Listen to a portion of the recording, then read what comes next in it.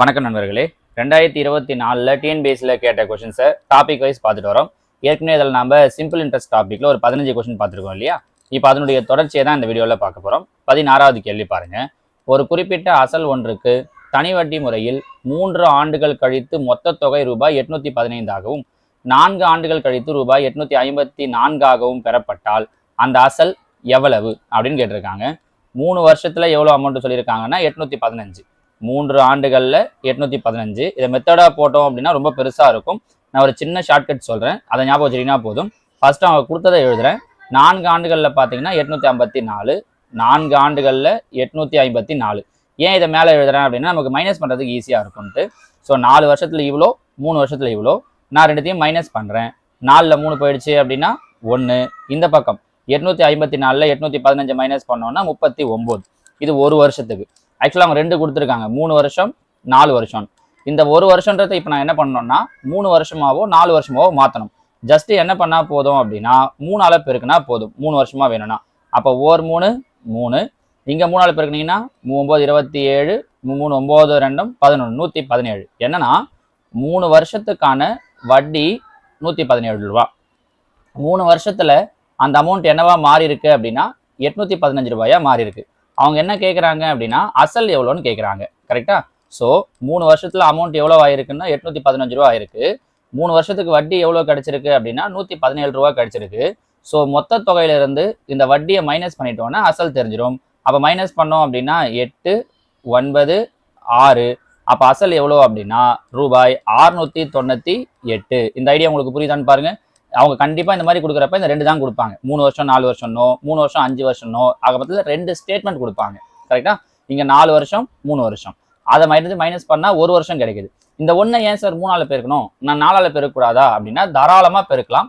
நீங்கள் 4ஆல் பெருக்கினீங்கன்னா அப்போ என்ன பண்ணணும்னா 4 வருஷத்துக்கான அமௌண்ட் என்னவோ அதிலிருந்து வரக்கூடிய வட்டியை கழிக்கணும். அவ்வளோதான். இது கொஞ்சம் சின்ன நம்பர். 3 4 கம்பேர் பண்ணுறது 3 ஈஸி இல்லையா? அதனால நம்ம 3 எடுத்து வந்த ஆன்சரை 3ஆல் பெருக்கிறோம். ஸோ 3 வருஷத்துக்கான வட்டி கிடைச்சிருது. 3 வருஷத்துக்கான மொத்த தொகை என்னன்றதை அவங்களே சொல்லிட்டாங்க. அதுலேருந்து எடுத்து மைனஸ் பண்ணிட்டோம் அப்படின்னா நம்ம போட்ட அசல் எவ்வளோ அப்படிங்கிறது தெரிஞ்சிடும். ஒன்றுமே இல்லை பாருங்க, ரொம்ப சிம்பிள். சரிங்களா? இதே மாடலில் இன்னொரு கொஸ்டின் கேட்டிருக்காங்க பாருங்க. ஒரு தொகை ஒரு குறிப்பிட்ட தனி வட்டி வீதத்தில் 2 ஆண்டுகளில் ரூபாய் 6200 ஆகவும் 3 ஆண்டுகளில் ரூபாய் 6800 ஆகவும் உயர்கிறது எனில் அந்த தொகையை காண்க. இதே மாதிரி தான் ரெண்டுத்தையும் மைனஸ் பண்ணுறேன். 3ல் 2 போயிடுச்சு அப்படின்னா 1. 6800ல் 6200 போயிடுச்சுன்னா 600. கரெக்டா? இப்போ 2 3 2 அமௌண்ட் இருக்கு. அப்போ நான் என்ன பண்ணிக்கிறேன், 2ஆல் பெருக்கிறேன். ஸோ 2ஆல் பெருக்கினேன்னா 2 2, 600 2ஆல் பெருக்கினேன்னா 1200. பாருங்க, இது 2 வருஷத்துக்கான மொத்த தொகை, இது 2 வருஷத்துல கிடைச்ச வட்டி. ஜஸ்ட் ரெண்டுத்தையும் என்ன பண்ணா போதும்னா மைனஸ் பண்ணா போதும். அப்போ 6200ல் 1200 மைனஸ் பண்ணிட்டோம் அப்படின்னா 5000.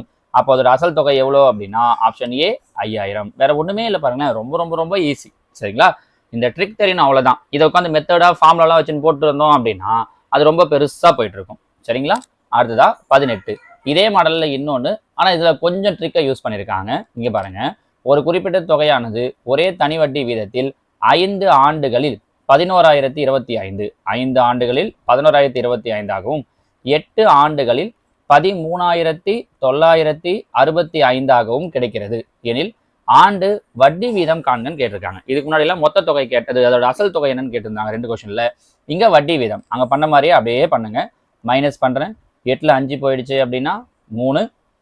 இங்க மைனஸ் பண்ணேன்னா 0 4 9 2, 2940. இப்போ நம்ம கிட்ட இருக்கிற அமௌண்ட் 5 வருஷத்துக்கும் 8 வருஷத்துக்கும் கிடைச்சிருக்கிறது 3. இப்போ போன கொஸ்டின்லாம் பார்த்தீங்க அப்படின்னா 1 கிடைச்சது. 1 நம்மளால 2ஆல் பெருக்கினால 2 ஆக்க முடியும், இல்லை 3 ஆக்க முடியும் 3ஆல் பெருக்கினா. ஆனால் இங்கே இருக்கிற இந்த 3 நீங்கள் டைரெக்டாக 5ஆ மாற்ற முடியாது. அப்போ ஃபர்ஸ்ட் இந்த 3 1 ஆக்கிடலாம். எப்படி 3 1 ஆக்குறது? 3ஆல் வகுத்தோன்னா போதும். 3 3. அப்போ இங்கே 3ஆல் வகுத்தா இங்கேயும் 3ஆல் வகுக்கணும். பாருங்க, 9 3 27, மீதி 2, 8 3 24, 0. அப்போ 1 வருஷம் கிடைச்சிச்சு.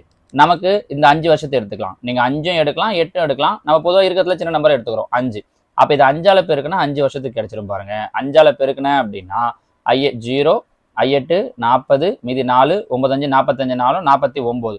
ஸோ 5 வருஷத்துக்கு வட்டி எவ்வளோ கிடைக்குதுன்னா 4900. 5 வருஷத்துக்கான மொத்த தொகை இது.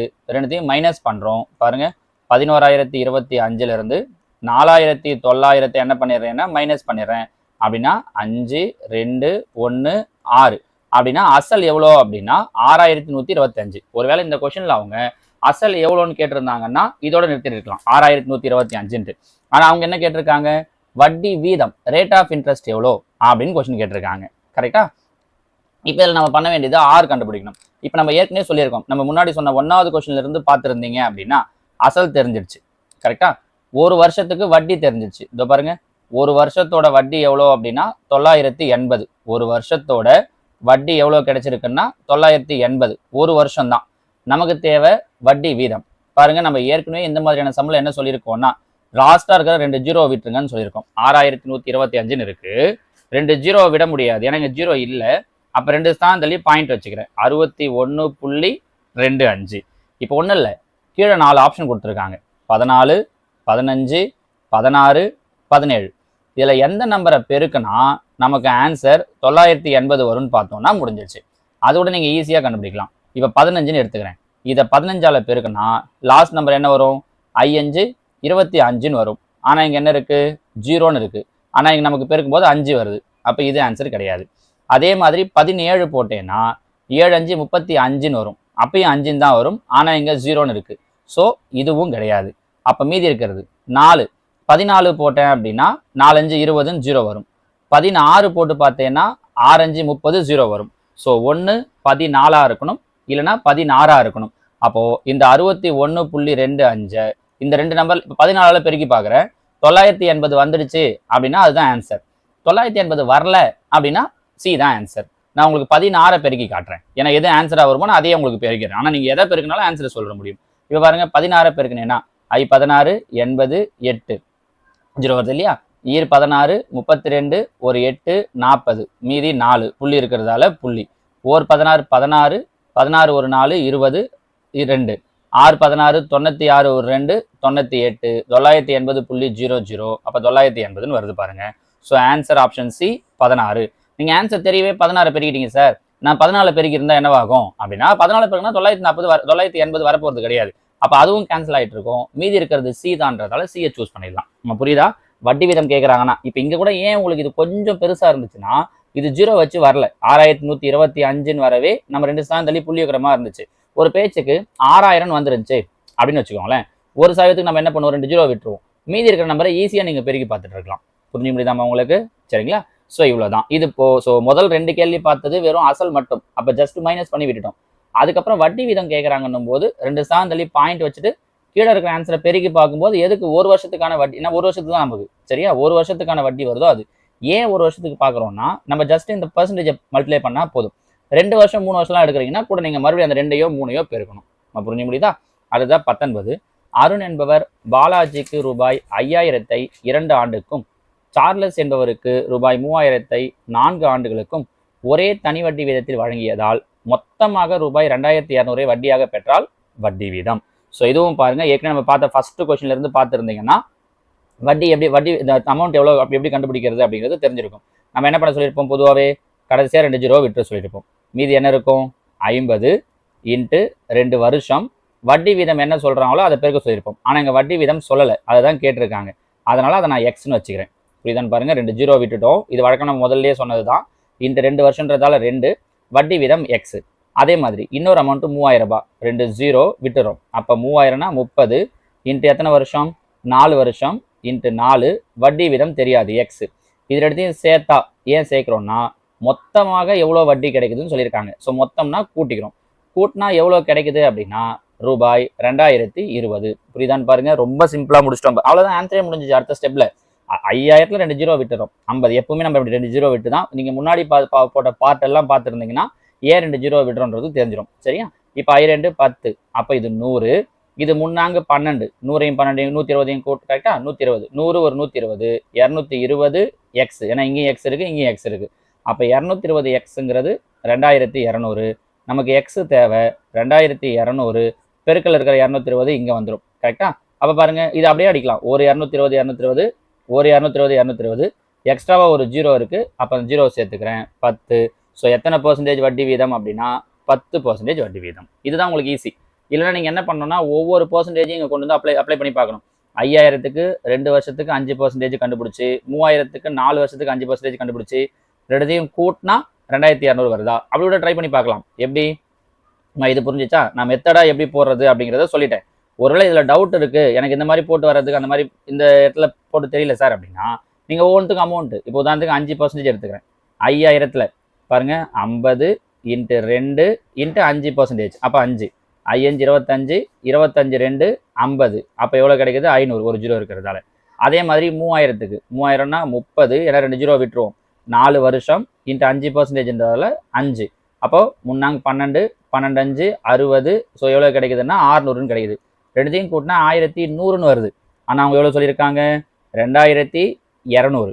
அப்போது 1100 கிடைக்குது. 2200 வேணும்னா என்ன பண்ணணும்? டபுள் ஆக்கணும். இங்கே 5% வச்சு போட்டோம், அப்போனா டபுள் ஆக்கணும். 5% டபுள் ஆக்கணும்னா 10% அப்படின்னு கூட சொல்லலாம் பாருங்க. ஸோ இப்படி எடுத்தீங்கன்னாலும் ஆன்சரை சொல்ற முடியும். நம்ம புரிஞ்சுக்க முடியுதா? ரெண்டு விதத்துலையும் உங்களுக்கு சொல்லியிருக்கேன். மெத்தடா எப்படி போடுறது, மெத்தடா போட்டு கூட நம்ம ஃபார்முலா யூஸ் பண்ணல. நல்லா தெரிஞ்சுக்கோங்க. இது வரைக்கும் 19 கொஸ்டின் சொல்லியிருக்கேன். இந்த 19 கொஸ்டின்ல ஒரு இடத்துல கூட நான் உங்களுக்கு இந்த ஃபார்முலா சொல்ல, தனி வட்டிக்கு என்ன ஃபார்முலான்றத இப்போ வரைக்கும் நம்ம சொல்லவே இல்லை. தேவையும் கிடையாது. இருக்கிற இன்னும் ஒரு 6 கொஸ்டின், மொத்தமாக 25 கொஸ்டின் இருக்கு. 25 கொஸ்டினுக்குமே நம்மளால ஃபார்முலா இல்லாமே போட்டுற முடியுது பாருங்க. சரிங்களா? எல்லா டைப்பும் இதில் வந்துருச்சு. அடுத்ததான் 20வது கேள்வி. விக்னேஷ் 2 ஆண்டுகளுக்கு 4% வட்டி வீதத்தில் 10,000 கடனாக பெற்றார். இந்த பணத்தை சஞ்சயிடம் 2 ஆண்டுகளுக்கு 6% வட்டி வீதத்தில் கடனாக கொடுத்தார். இந்த பரிமாற்றத்தில் அவருக்கு கிடைத்த ஆண்டின் லாபம் எவ்வளோ அமௌண்ட் வாங்கியிருக்காரு? 10,000 ரூபாய். ஒருத்தர்கிட்ட இருந்து 4%க்கு வாங்குறாரு. அதை இன்னொருத்தர்கிட்ட 6%க்கு கொடுக்குறாரு. சாதாரணமாக இதை மட்டும் சொல்லுங்கள். 4% வாங்கி 6% கொடுக்குறாரு. எத்தனை % லாபம்? 2% லாபம். எத்தனை வருஷத்துக்கு? 2 வருஷத்துக்கு. எவ்வளோ அமௌண்ட்டு? 10,000 ரூபாய். முடிஞ்சு போச்சு பாருங்கள். அவ்வளோதான். நம்ம இந்த எக்ஸசைஸில் இந்த இதில் பார்த்த முதல் கேள்வி மாதிரி எப்பவுமே என்ன பண்ணுவோம்? 2 ஜீரோ விட்டுருவோம். கரெக்டாக அமௌண்ட்டில் 2 ஜீரோ விட்டுருவோம். அப்போ 100 × 2 வருஷம் 2 × 2% 2 பெருக்குனா முடிஞ்சிடுச்சு. 2 4 400. அவ்வளோதான் ஆன்சர். வேறு எதுவுமே கஷ்டப்பட வேண்டாம். சிலர்லாம் உட்காந்து இதுக்கு 4% கண்டுபிடிச்சி, இதுக்கு 6% கண்டுபிடிச்சி, அதுக்கப்புறம் மைனஸ், எதுவுமே தேவை கிடையாது பாருங்க. 4%க்கு வாங்கி 6%க்கு கொடுத்துருக்கேன் வெளியில் இன்னொருத்தர்கிட்ட. அப்படின்னா எனக்கு லாபம் எவ்வளோ? 2%. எத்தனை வருஷத்துக்கு கொடுத்துருக்கேன்? 2 வருஷத்துக்கு. எவ்வளோ அமௌண்ட்டு? 10,000. முதல் கேள்வி மாதிரியே பாருங்க. 10,000க்கு 2% வட்டி வீதத்தில் 2 ஆண்டுகளுக்கு கிடைக்கும் தொகை எவ்வளவு, இல்லை வட்டி எவ்வளவுன்னு கேட்போம்ல, அதே கேள்விதான் இது. முதல் இந்த தனி வட்டி டாபிக்ல ஃபர்ஸ்ட் பார்த்த கேள்வி மாதிரியே இது. ஏன்னா கொஞ்சம் வார்த்தைகளை மாற்றி விஷயத்தை எக்ஸ்ட்ராவா சேர்த்துருக்காங்க. அவ்வளோதான். நம்ம புரிஞ்சு முடியுதுங்களாமா? ஸோ இதோட நமக்கு மொத்தமாக 20 கேள்விகள் முடியுது. 2024 நடந்த எல்லா டிஎன்பிஎஸ்சி எக்ஸாம்ஸ்லையும் அவங்க கேட்ட சிம்பிள் இன்ட்ரெஸ்ட் கொஸ்டின் பார்த்தீங்கன்னா ஓவராலாக 25 கேள்விகள். அதில் இப்போ நம்ம 20 கேள்விகள் முடிச்சிட்டோம். இன்னொரு 5 கேள்விகள் இருக்குது. அதை உங்களுக்கு அடுத்த வீடியோவில் சொல்லித்தரேன். ஓகேவா? தேங்க்யூ.